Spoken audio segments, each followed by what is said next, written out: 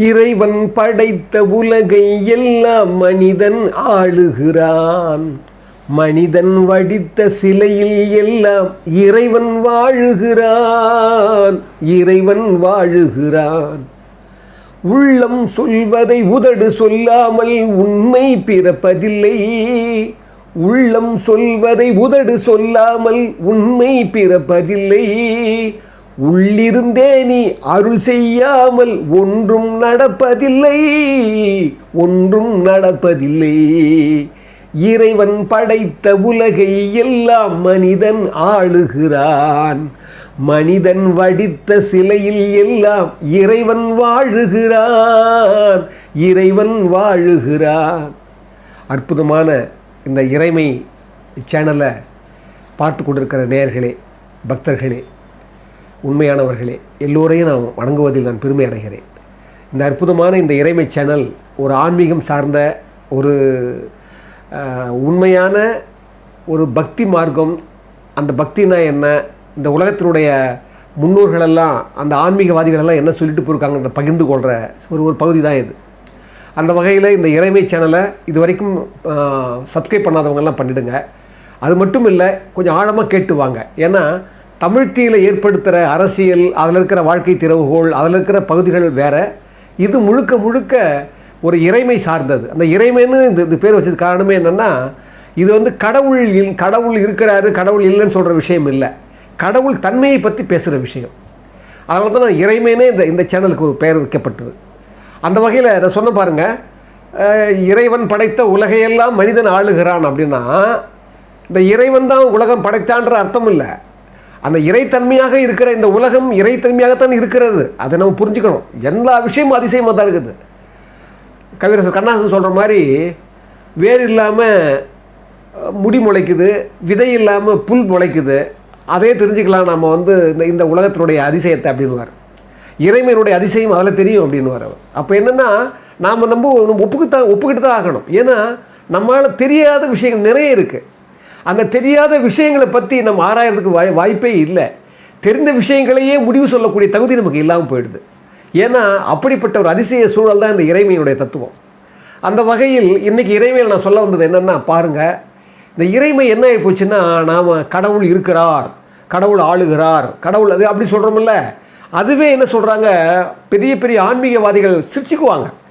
இப்போ வந்து பார்த்திங்கன்னா கௌதம புத்தர், மகாவீரர், இவங்கெல்லாம் இறைமையை வந்து அவங்க இதுதான் அடையாளம், இதுதான் இறைவன், இதுதான் படைச்சாங்க அப்படி ஒத்துக்கவே மாட்டாங்க. அந்த அந்த அந்த அந்த தத்துவமே அவங்ககிட்ட கிடையாது.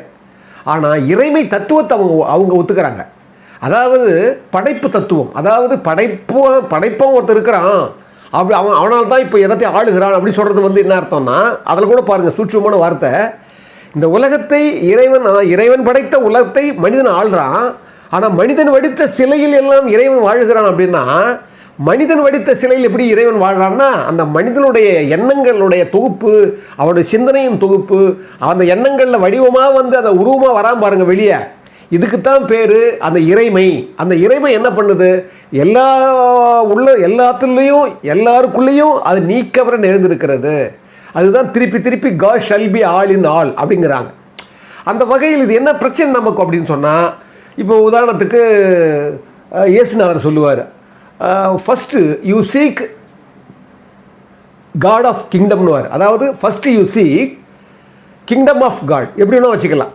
முதலில் நீ இறை ராஜ்யத்தை தேடிக்கொள், and all else shall be added unto you அப்படின்வார். அதாவது இறை ராஜ்யத்தை நீ தேடிக்கொண்டால் மற்ற அனைத்தும் உன்னை தொடர்ந்து மற்றதெல்லாம் உனக்கு தானாகவே வந்து சேர்ந்துடும். இப்போ என்ன நமக்கு பிரச்சனை அப்படின்னா, நாம் அதை தவிர மீது எல்லாத்தையும் தேடுறோம். இந்த இறைமைங்கிறத தேடணும்னு அவசியம் என்ன, வெளியே தேடுறதோ இல்லை மற்ற விஷயங்கள் தேடுறதோ கிடையவே கிடையாது. எல்லாத்துலேயுமே இருக்குது. அதுக்கு தான் என்ன சொன்னாங்க, நீங்கள் உங்களை பற்றியே ஆராய்ச்சி பண்ணுங்க, அந்த இறைமையினுடைய தத்துவத்தை உங்களுக்குள்ளவே நீங்கள் நினச்சி பாருங்கள், உங்களுக்குள்ளவே தேடி கண்டுபிடிங்க. அப்போ என்ன சொல்கிறாங்க, அதனால தான் அவர் சொன்னார், இன்னொரு இடத்துல அவர் சொல்லுவார், முதல்ல நான் வந்து அரசர்களாக ஆக தகுதியை நீங்கள் வச்சுக்கோங்க, நீங்கள் பிச்சைக்காரர்களுக்கு உரியது இல்லை அப்படின்வார் அவர். இயேசுநாதரே சொல்லுவார். என்ன காரணம் அப்படின்னா, யாரிடம் இருக்கிறதோ அவர்களிடம் அதிகமாக இன்னும் கொடுக்கப்படும், யாரிடம் இல்லையோ அவர்களிடம் பிடுங்கப்படும்னு சொல்கிறார். எது இல்லை, எது அதிகமாக இருக்குதுன்னு சொன்னால், நாம் அந்த இடத்துல தான் ரொம்ப யோசிக்க வேண்டிய விஷயமா இருக்கும். இறைமையை நாம் என்ன செஞ்சிட்டோம், இறைமையினுடைய தத்துவத்தை நம்ம வந்து புரிந்து கொள்ளாமல் என்ன பண்ணிட்டோம், நாம் இறைமைக்கிட்டேயே ஒரு வியாபாரம் பண்ணுற அளவுக்கு நம்ம வாழ்க்கையை அமைச்சுக்கிட்டோம். அது காரணம் என்னென்னா, நமக்கு முன்னே இருந்த மதவாதிகள், நமக்கு முன்னே இருந்த அரசியல் தலைவர்கள் நமக்கு நிறைய என்ன பண்ணிட்டாங்கன்னா, கடவுளுங்கிற தன்மையை விட்டுட்டு கடவுள்லே ஒரு உருவத்தை ஏற்படுத்தி அவங்க என்ன பண்ணிட்டாங்க, மக்களுக்கு ஒரு மோசமான வழியை காட்டிட்டாங்கன்னு தான் சொல்கிறாங்க. அதனால தான் என்னென்னா, அவங்க சொன்னது வந்து ஒரு உருவகமாக இருக்குது இந்த இதை தவிர, அந்த உருவகத்தையே நம்ம என்ன பண்ணிட்டோம், இதுதான் நிலவுன்னு கையை காட்டுறாங்க. நாம் என்ன பண்ணிட்டோம், நிலவை விட்டுட்டோம், கையை பிடிச்சிக்கிட்டோம். இங்கிருந்து டெல்லி இவ்வளோ தொலைவுன்ற ஒரு கல் இருக்குது, அந்த கல்லை பிடிச்சிக்கிட்டு டெல்லின்னு நம்ம முடிவு பண்ணிட்டோம். அதாவது என்னென்னா, இத்தனை மைல் இருக்குது அப்படிங்கிற ஒரு குறியீடு தானே தவிர, இதை நம்ம என்ன பண்ணிட்டோம், குறியீடுகளையே நாம் கடவுளாக எண்ணி இருமாந்து விட்டோம், நாம் ஏமாந்து விட்டோம். அதனால தான் என்ன சொல்கிறாங்க, ஒரு வாழ்க்கையினுடைய நியதியே என்ன சொல்கிறாங்க, எது தேடுகிறாயோ அது கிடைப்பதில்லை, எது கிடைக்கிறதோ அது தேடியது இல்லைங்கிறாங்க. அதுதான் ஆன்மீகத்தினுடைய உயர்ந்த பாடமே அதுதான். அதனால தான் டோட்டல் அக்செப்டபிலிட்டின்றாங்க. அதாவது ஒரு முழு சரணாகதி தத்துவம் தான் இறைமையை உணர முடியும். அப்போ அந்த இறைமையை உணர முடியும்னா என்ன பண்ணணும், நாம் என்ன பண்ணுறோம், அங்கே போய் ஒரு வியாபாரத்தன்மையை கொண்டுறோம். அதாவது நம்ம என்ன செய்கிறோம், கோவில்கள்ங்கிறதுக்கு இப்போ ஒரு கோவில் இருக்குது, இப்போ இப்படி யோசிச்சு பார்ப்போம். அதாவது ஒரு உடம்பு முழுக்க நமக்கு ரத்தம் இருக்குது, ஆனால் அந்த ரத்தத்தினுடைய மையமாக எதுவாக இருக்குதுன்னா இதயம் இருக்குது. இருதயம்னா இந்த பம்ப் பண்ணுது, இந்த ரத்தத்தை வந்து பம்ப் பண்ணுற இடம் ஒரு மையம் எதுன்னா இருதயம். இப்போ காற்று உடம்பு முழுக்கவும் காற்று இருக்குது, ஆனால் அந்த காற்றை வந்து சுத்திகரிக்கிறது எதிரான நுரையீரல்னு சொல்கிறோம். அதை போல் இந்த உலகத்தினுடைய நீக்கமான நேர்ந்திருக்கிற இறைமையை நாம் என்ன பண்ணிட்டோம், ஒரு கோவிலில் ஒரு வடிவமாக வச்சு, ஒரு உருவமாக வச்சு, நாம் அது ஒரு குறியீடாக வச்சு நம்ம தொலை வச்சுட்டோம். ஆனால் நம்ம என்ன பண்ணிட்டோம், கடைசி வரைக்கும் அந்த உருவத்தையே பிடிச்சிக்கிட்டோம். அதனால தான் நம்ம வந்து அந்த உருவத்தை தாண்டி வடிவத்தை தாண்டி நம்ம மேலே வரல. அதனால தான் இறைமை இங்கே இந்த இறைமை தத்துவமே தோற்று போச்சு. அதனால தான் என்ன சொல்கிறாங்க, இறைமை என்பதை நீங்கள் தேடி கண்டுபிடிக்கிற வரைக்கும், உங்களுக்கு தேடி கண்டுபிடிக்கிற முயற்சி வர வரைக்கும் உங்களுக்கு இறைமையே புலப்படாது. அப்போ அவங்க என்ன சொல்கிறாங்க, நாம் என்னைக்கு கொடுக்குறோமோ கொடுக்குற போது தான் நாம் வந்து அரசர்களாக இருக்கிறோம். அதாவது நீங்கள் பார்த்தா தெரியும், ஒரு பிச்சை எடுக்கிறாங்க, யாசகம் எடுக்கிறவங்களாம் இப்போ பாருங்கள், அவங்க பார்த்தா முகத்திலேயே மலர்ச்சியே இருக்காது. நீங்கள் இன்னும் சொல்லப்போனால் ஓஷோ ரொம்ப அழகாக சொல்லுவார், நீங்கள் என்னைக்கு நீ வந்து கொடுக்குறியோ அப்போ அவன் இருக்கிறதுன்னு காட்டுறான், என்னைக்கு நீ வந்து கேட்குற போதே உங்ககிட்ட இல்லைன்னு நீ காட்டிக்கிற. அப்போ அவங்க என்ன சொல்கிறாங்க, நீ இல்லைன்னு காட்டிக்கிற அந்த சமயம் இருக்கிறதே அப்போவே உனக்கு பயம் வந்துடுது, அவன் கொடுப்பானா கொடுக்க மாட்டான். ஏன் கடனே கேட்டு பாருங்கள், கடன் கேட்கும் போதே மூஞ்சி செத்து போகுது, வாழ்க்கை செத்து போகுது. நீங்கள் சுத்தமாக ஒரு இல்லைன்னு கேட்டு பாருங்கள், அது இன்னும் மோசமாக செத்து போகுது. அப்போ எதை நீங்கள் வந்து யாசிக்கிறீர்களோ யாசிக்கிற போதே உங்களுக்கு பயம் வந்து விடுகிறது. அப்படி பயம் வந்து விட்டால் என்ன அர்த்தம் அப்படின்னா, பயத்தோடவே நீ இறைமையை அடைய முடியாது.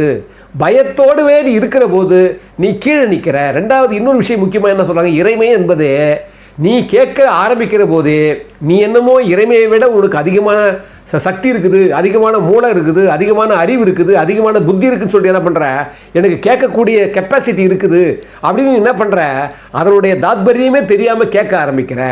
அதில் என்ன ஒரு பிரச்சனை அப்படின்னா, நீ கேட்கும்போது அது நல்லதா கெட்டதான்னு உனக்கு தெரிய மாட்டேங்குது. அதையே நீ யாசிக்கிறவன் தவறானவனுக்கு தவறானது தான் யாசிக்க முடியும், ஒரு உண்மையானவனுக்கு உண்மையானதை யாசிக்க முடியும். ஆனால் உண்மையானவனுக்கு யாசிக்க வேண்டிய விஷயமே தேவையில்லை. உண்மையாக இருப்பதே அவன் நிறைவடைவான். அவனுக்கு தேவை உள்ளது அனைத்தையுமே அது கொடுக்கிறது. ஆன்மீகத்தினுடைய இறைவனுடைய பாடமே என்னென்னா, நீங்கள் உங்களை ஒப்புவிக்க வேண்டிய ஒரு கட்டாயத்தை நோக்கித்தான் நம்ம செல்லப்படுகிறது. அதை நம்ம பார்க்க மாட்டேங்கிறோம். அதனால தான் நீங்கள் பார்த்தீங்கன்னா விவேகானந்தருடைய வாழ்க்கையுடைய கடைசியில் அவருடைய வாழ்க்கையில் ஒரு இடத்துல வரும். அதாவது அவருடைய அப்பா இறந்துடுறாரு. இறந்த உடனே அம்மாவும் விவேகானந்தர் தான் இருக்கிறாங்க. அப்போ அவருடைய குருவாக இருக்கிறவர் ராமகிருஷ்ண பரமஹம்சர். இவர் என்ன பண்ணுறாரு, விவேகானந்தர் அப்பா இறந்த உடனே நிறைய கடன் வச்சுட்டு போயிட்டார், ரொம்ப வறுமை. அந்த நேரத்தில் சில சமயங்களில் 2 பேருக்கு அம்மாவுக்கும் இவருக்குமே சாப்பாடு இருக்காது. அப்போ என்ன பண்ணுறாரு, அம்மா என்ன பண்ணுறாங்க, புள்ள சாப்பிடணுமேட்டு என்ன பண்ணுறாங்க, சமயங்களில் தண்ணி மட்டும் குடிச்சு நான் சாப்பிட்டேன்னு சொல்லி விவேகானந்தருக்கு போட்டுவிட்டு அவங்க என்ன பண்ணுறாங்க, தண்ணி குடிச்சிடுறாங்க. சமயங்களில் இவர் என்ன பண்ணுறாரு, அம்மா ஏன்னா என் நண்பன் கூப்பிட்டுருக்கான், அம்மா அந்த ஆசிரியர் கூப்பிட்டுருக்காருமா, இங்கே போகிறோமா அங்கே போகிறோமான்னு சொல்லிட்டு என்ன பண்ணுவார், வெளியே போய் ஒரு ரவுண்ட் அடிச்சுட்டு வந்தும்மா பிரமாதமான விருந்துமா சாப்பிட்டுருக்க மாட்டார். ஆனால் பிரமாதமான விருந்துமான பொய் சொல்லி இப்படியே இந்த வறுமையை சமாளிக்கிறாங்க. இந்த விஷயத்தை ராமகிருஷ்ண பரமஹம்சருக்கு அவருடைய காதுக்கு போன பிறகு அவர் கேட்குறாரு, என்னப்பா நீ இவ்வளோ மோசமாக இருக்கிற, காளிதாய தேவி இருக்காளே அவர்கிட்ட நீ அந்த உன்னுடைய முறையீடை சொல்லக்கூடாதா, நீ ஏன் இப்படி சொல்ல மாட்டேங்கிறான்னு சொன்ன உடனே, அப்படியான்னு சொன்ன உடனே போ இந்த மாதிரி காளிகிட்ட போய் முறையீடு அப்படின்னு சொல்லிட்டு என்ன பண்ணுறாரு ராமகிருஷ்ண பரமஹம்சர் விவேகானந்தர் அமிச்ச உடனே விவேகானந்தர் உள்ளே போகிறாரு. 1 மணி நேரமாக காத்துங்கிறாரு வெளியே. யார்? ராமகிருஷ்ண பரமஹம்சர் குரு. அவர் காத்துங்கிறாரு, வருவார்னு. அதை போலவே சந்தோஷமாக வெளிவராரு. என்னப்பா முறையீடு சொல்லிட்டியா? ஐயோ நான் மறந்தே போயிட்டேனே. என்னப்பா நீ இவ்வளோ ஒரு பிரச்சனை இருக்குது, சொல்ல தேவையில்லையா நீ? சரி போ மறுபடியும் இப்போவாது போய் சொல்லிட்டு வா. திருப்பி அனுப்புகிறாரு. திருப்பி அனுப்பிச்சு அதே மாதிரி பார்க்குறாரு. முன்ன விட வேறு மாதிரி கேட்குறானா என்ன கவனிக்கிறாரு. வெளியவே இருக்கிறாரு. அதை போலவே 1 மணி நேரம் கழித்து வராரு. வந்த உடனே ரொம்ப பிரகாசமாக இருக்க மூஞ்சி, கேட்டுட்டியா? நான் கேட்டுட்டேன், வரம் பெற்றுட்டேன்னு நினைக்கிறேன்னு சொல்லி இவர் கேட்குறாரு. ஐயோ அங்கே எங்கெங்கே உள்ளே போகும்போது அவர் சொல்கிறாரு விவேகானந்தர், உள்ளே போகும்போது கேட்கலான்னு தோணுது. ஆனால் அந்த காளி தேவி ரூபத்தை பார்க்குற போது அந்த எண்ணமே வரல. அங்கே உள்ளே போனால் அந்த எண்ணமே வர, என்னப்பா நீ நீ போய் பார்த்துட்டு வான்னு சொல்கிற. மறுபடியும் அனுப்புகிறாரு. அதே தான் நடக்குது. திரும்பி கேட்கவே இல்லை. உள்ளே வெளியே வராரு. என்னப்பா என்ன சொன்னியே இல்லையா முறையிட்டேன்னு சொல்லும்போது சொல்கிறாரு, ஏன் இப்படி என்ன இது மாதிரி பண்ணுறீங்க? யார்? விவேகானந்தர் கேட்குறாரு, ஏன் என்ன இப்படி பண்ணுறீங்க? வெளியே உள்ளே போகும்போது யாசிக்கலான்னு தோணுது. ஆனால் நான் உள்ளே போய் காளி தேவியை பார்த்த உடனே, காளி தாயை பார்த்த உடனே நானே ஒரு அரசன் மாதிரி தோணு போகுது எனக்கு. அப்படியே ஒரு அரசன் மாதிரி, சாம்ராட் மாதிரி நான் இருக்கிறேன், பேரரசன் மாதிரி நான் இருக்கிறேன். கேட்கவே என்ன வரலை. ஏன்னா எல்லாமே கொடுத்த மாதிரி ஃபீலிங் வந்துருச்சு எனக்கு. நான் எப்படி கேட்குறது? கேட்கும் போதே அது முறையிட போயிடும் போல தெரியுது அப்படின்னு சொல்லிட்டு என்ன பண்ணுறாரு, என்னை நீங்கள் தர்ம சங்கடத்துக்கு ஆளாக்குறீங்க, நான் போக மாட்டேன், அந்த மாதிரி நான் எதுவுமே கேட்க மாட்டேன்னு சொல்கிறாரு. சொன்ன உடனே தான் ராமகிருஷ்ண பரமஹம்சர் சொல்கிறாரு, இது புரிஞ்சுக்கிறோடு தான் நான் உனக்கு ஒன்று பண்ணேன் சொல்லி அவர் சொல்லுவார். ரொம்ப அற்புதமான பாடம் அது. அதாவது நாம் கேட்குற இடத்துல இறைமை நம்மளை வைக்கலை. இந்த உலகத்தில் நம்ம கேட்டு நம்ம பிறக்கலை, நாம் கேட்டு எதுவும் நடக்கலை, நாம் கேட்டு எதுவும் நம்ம வளர்ச்சி பெறலை. எல்லாம் அதனுடைய தாத்பரியத்தில் போயிட்டு இருக்குது. ஆனால் அந்த தார்மீகத்தை நாம் உணர்ந்தவர்களாக இல்லை. அதனால தான் இவ்வளோ கோளாறுகள். இப்போ என்ன பண்ணுறாங்கன்னா, உழைக்கணும், அது நல்லா கர்மயோகம்னு வச்சாங்க. அதனால தான் நீங்கள் கர்மயோகம் 3வது அத்தியாயம் பகவத்கீதையில் கர்மயோகத்தில் இவங்க சொல்கிறாரு பாருங்கள், இயேசுநாதர் ஒரு கடவுளின் ராஜ்யம்னு சொல்கிறாரு பாருங்கள். அந்த கடவுளின் ராஜ்யத்தை தான் அவர் என்ன சொல்லுவார், தேவர்களும் தெய்வீக சக்திகளும் நீங்கள் வேண்டுதல் பெறும்போது அப்படின்னுவார். அப்படி வேண்டுதல் பெறும்போதுனா எங்கே? நீங்கள் மற்றவங்களுக்காக உங்களை பங்கிடும்போது, மற்றவங்களுக்காக நீங்கள் வாழணும்னு நினைக்கிற போது, மற்றவங்களுக்காக உங்கள் வாழ்க்கை முறையை அமைக்கணும்னு நினைக்கிற போது தான் உங்களுக்கு தெய்வீக சக்தி உங்களுக்கு புலப்படுது. அதனால தான் இறைமை என்பது இப்போ பார்த்தீங்கன்னா இதில் வைப்பார், இரவு வச்சத்தில் வைப்பார். 107வது அதிகாரம், கரவாது உவந்தியும் கண்ணன்னார் கண்ணும் இரவாமை கோடி உரும் அப்படின்வார். இரவாமைன்னா பிச்செடுக்காமல் இருக்கிறது. அதாவது ஒரு நெஞ்சில் ஒளித்துக்கிற தன்மையே இல்லாமல் மற்றவங்களுக்காக கொடுக்குறவங்கிட்ட கூட போய் அதுவும் சந்தோஷமாக கொடுக்குறான் பாருங்க, போய் ஒழிச்சிக்காம. கரவாது உவந்தியும் கண்ணன்னார் கண்ணும் இரவாமை கோடி ஊரும். நீ கேட்கக்கூடாது. இதுதான் இரவு அச்சம்னே வைப்பார். அதனால தான் அதிலேயே 5வது குறள் சொல்லுவார், ஆவிற்கு நீரென்று இறப்பினும் நாவிற்கு இன்மையின் இரவின் இழி வந்தது இல்லைன்னு சொல்லுவார். அதாவது இந்த நாவிற்கு நம்ம கேட்கும்போதே அது அந்த இரவின் இழின்றார். அதாவது பிச்சைகளுடைய தன்மையுடைய கேவலம் வந்துடுது நமக்கு. எப்போ தன்னுடைய ஆவிற்கு, தன்னுடைய பசுமாட்டுக்கு தண்ணி இல்லைன்னு ஒரு தண்ணி கேட்டால் கூட அது கூட உங்களை இழிவுபடுத்துதுன்னு சொல்லிட்டு ரொம்ப அற்புதமான ஒரு குறளில் சொல்லுவார் ஐயா. ஏன்னா இறைமை தத்துவமே என்னன்னா, நீங்களே இறைமையாக இருக்கிறீங்க, இந்த உலகமே இறைமையாக இருக்கிறது, காணப்படுகின்ற காணப்படாதன உணரப்படுகின்ற அனைத்துமே இறைமையாக இருக்கிறது. அந்த இறைமையை நாம் உணர்ந்து கொள்வதற்காகத்தான் இத்தனை மத நூல்களும், இத்தனை சமயங்களும், இத்தனை வியாக்கியானங்களும், இத்தனை மத குருமார்களும் எல்லாருமே உண்மையான தத்துவம் என்ன அப்படின்னா, நீயே இறைமையாக இருக்கிற. ஆனால் அந்த இறைமையை நோக்கி நீ பயணப்படுறதில்ல, இறைமை தவிர மற்ற அனைத்தையும் நோக்கி நீ பயணப்படுற. அந்த இறைமை தத்துவத்தை கொஞ்சமாவது எண்ணி, கொஞ்சமாவது உணர்ந்து, கொஞ்சமாவது சிந்தனை செய்து அதனுடைய நோக்கை நீங்கள் புரிந்து கொள்ள ஆரம்பிக்கிற போது என்ன ஆகுதுன்னா, இறைமை தத்துவம் தானாகவே உங்களுக்கு புலப்பட ஆரம்பிக்கிறது.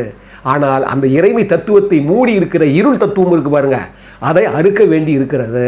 அந்த அறுக்கிற தன்மைதான் யாகங்கள், யோகங்கள் உள்ளக்குள்ள எவ்வளோ விஷயம் சொல்கிறாங்க இல்லையா, இதெல்லாம் இந்த அறுக்கிற தன்மை தான். அந்த திரைகளை அறுத்தால்தான் அந்த பரிபூரணமாக விளங்குகிற அந்த உண்மை, அந்த சத்தியம், அந்த இறைமை உங்களுக்கு புலப்படும். எனவே இறைமை நோக்கிய பயணம்தான் இறைமை என்று சொல்லி, எல்லாமே இறைமைன்னு சொல்லி, இந்த அற்புதமான இந்த இந்த இந்த இந்த இவ்வளோ பதிவை இவ்வளோ நேரம் பொறுமையாக கேட்டவங்க எல்லோரையும் நான் வணங்குவதில் பெருமகிழ்ச்சி கொள்கிறேன்.